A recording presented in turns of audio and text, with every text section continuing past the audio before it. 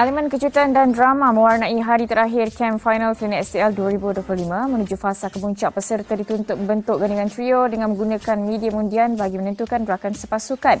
Selepas berhempas pulas dari peringkat awal, akhirnya gandingan Hafizi Ikhwan Abidin, Nik Muhammad Hazwan Hamizur dan Fakrullah Pahami cipta sensasi muncul regu terbaik. Hafizi Ikhwan merupakan pelajar berusia 16 tahun yang membanan tanggungjawab untuk membimbing dua rakan sepasukannya yang baru berusia 13 tahun mencuri tumpuan ramai. Jelas terpancar kepimpinan terpuji Hafizi Ikhwan mengetuai misi kebangkitan tewas set pembukaan 7-15 sebelum lakar kebangkitan 15-9 dan 7-4 untuk muncul juara.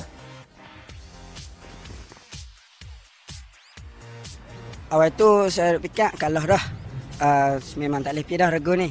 Tapi alhamdulillah kami buat yang terbaik juga nak dapat tempat yang pertama. So alhamdulillah dapat juga, nak bantulah kawan-kawan yang sama regu kan. So dapat tim lain Kelantan, Terengganu, macam-macam kan negeri. So saya cuba je lah, cuba buat yang terbaik. Harapan kami tiga nak main Malaysia. Dan kami teruskan training, tak putus asa, tak malas, tak tinggal solat. Kami terus berjuang dalam bidang sepak takraw.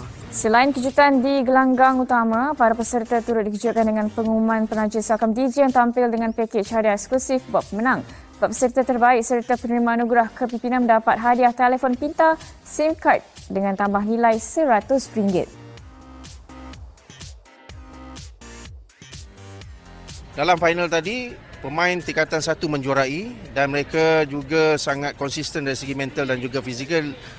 Jelas di sini bahawa pasukan yang tingkatan 4 memang diparisi pemain yang baik. Tetapi sebenarnya ini tidak boleh sebenarnya kita tunjukkan prestasi sebegitu.